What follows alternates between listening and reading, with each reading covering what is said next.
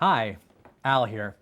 Well, John Cristofalusi personally asked me to do the intro for the Adult Party cartoon DVD. And what was I going to say? No? You don't say no to John Cristofalusi. Have you seen that guy lately? He's pumped up. He'll beat the living crud out of you.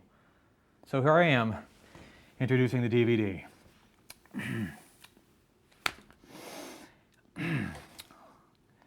Well, like most people in the known world, I guess I was introduced to John's work through a little show called Ren and Stimpy. I think what attracted me to the show was the style of the animation. It was definitely influenced by Bob Clampett and other early Warner Brothers cartoonists, but it had a definite style all of its own, and that was John Kay. But it was an extremely popular show. People were getting Ren tattoos. Young couples were naming their babies Stimpy. It was kind of pathetic, but it was definitely part of the zeitgeist. The animation itself was funny. The drawings were funny. The cartoons looked like they were made by people that actually enjoyed drawing cartoons, which is something you didn't really see a whole lot of on network TV at the time. I'm proud to say that at this very point in the space-time continuum, John Cristofalusi is working on a music video for a song for my next album, which I'm just really thrilled about, because John is a living legend. And I'd be saying that even if he weren't sitting 5 feet away from me right now, because John's work, well, it's an understatement to say it's been influential, because if you look at the animated programming on network TV in the last decade or so, I'd say most of the shows are somewhat inspired or influenced by John Kay's work in Spumco. Whether it's humble homage or outright thievery, people just love to rip off John Kay. He's that good. But I've kind of gotten off on a huge tangent here. I'm here to introduce the Adult Party Cartoon DVD. And this DVD gives you some idea of what John Kay's brain is like when it's not being reined in by network censors. If you're used to the original Ren and Stimpy cartoons, some of this stuff may be a little shocking. This material is not for everybody. My wife hates these cartoons. Hates them. Hates them. My daughter is not allowed to watch these cartoons until she's at least 35.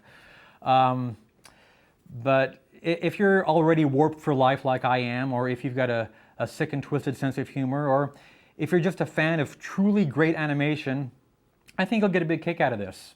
So without further ado, ladies and gentlemen, boys and girls, the Adult Party Cartoon DVD.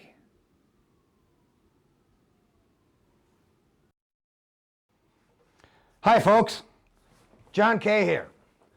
I'm the guy that created Ren and Stimpy.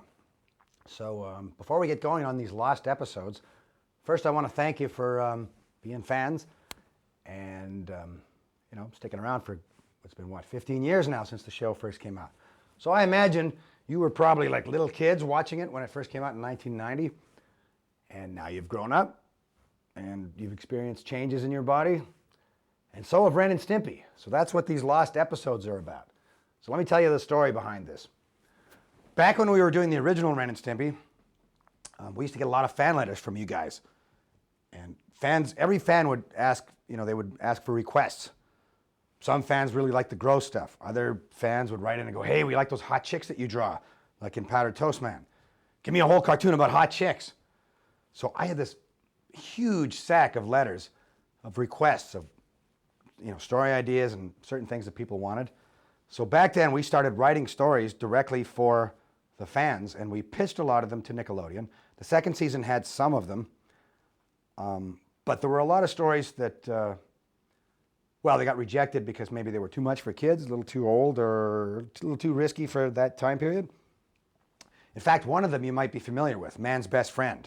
That was a cartoon we made in '91, and it didn't see air until Spike TV aired it about 3 years ago. What was that? 2003.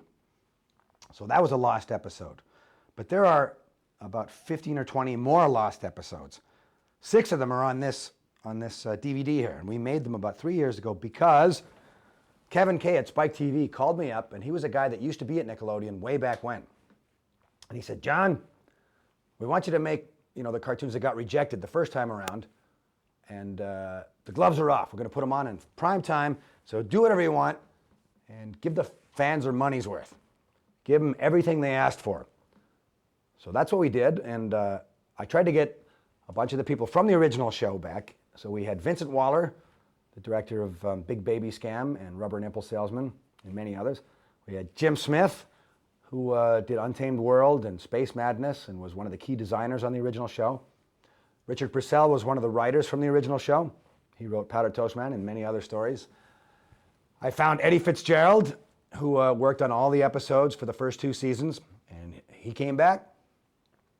And at the same time, we also recruited a bunch of kids who grew up watching Ren and Stimpy. And they were little kids, and the show, I guess, inspired them to draw. And now they're in their 20s, and they came and they worked on the new episodes. So we had a great crew, and you're going to meet some of them. There's going to be supplemental material at the end of each of the cartoons where you can meet some of the guys and girls that worked on the shows. So you'll find out just what's in their heads.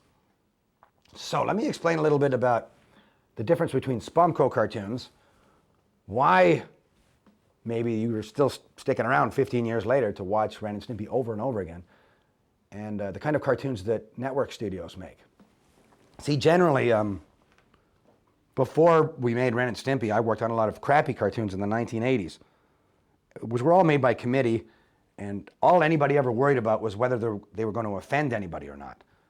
And the way that works is they'll have about 15 network executives sitting around a board table, and the scripts will come in or the storyboards will come in, and each one of them looks for things in the script that offends them. So they might find 3 or 4 things. So you multiply that by 15 and you get 45 to 60 jokes that are just tossed out. All because each person is worried about the one person in America that it might offend. So when we started doing Ren and Stimpy for Nickelodeon, I talked the executives there into not being quite so stingy with the jokes. I don't know how I did it because it was a real revolution. And somehow I talked them into leaving in most of the jokes. They did cut some of them out, and it's kind of amazing what they did leave in. So my theory is, instead of cutting out each joke that might offend somebody, I think just add 20 more jokes and have them like really fast. Bang, bang, bang, bang, bang. So if there's one joke that you don't like, well, hopefully you'll forget about it 5 jokes later. So that's my theory. Just put as many jokes as possible because every person in America and around the world has different tastes. So there's no point in me censoring what you might like or might not like. So Adult Party Cartoon or the Lost Episodes, what you're about to see, are all cartoons written directly for your requests, written back in 1990, 91, and we just left everything in. There was nobody to censor them. Spike TV told us, put everything in it, don't censor it. We'll let the audience tell us what they like and what they don't like. And we had about 50 artists really work hard. People who were dedicated that loved Ren and Stimpy, who really wanted to show what they could do. And some of the animation in this is just, it's some of the best animation that I've ever been involved in on television. And that's because the great artists that worked on it. We had Carbuncle Cartoons in Canada, who was the original animation studio that did the pilot, Big House Blues. And they did Ren Seeks Help and some of the other episodes. So anyways, I hope you like it. Everybody kind of killed themselves to do this. And I'm going to introduce each of the episodes and give you a little backstory on how we came up with the story. And then at the end of each cartoon, go to the supplemental material and you'll find all kinds of really cool behind the scenes stuff and meet some of the artists. All right, sit back and watch this crap.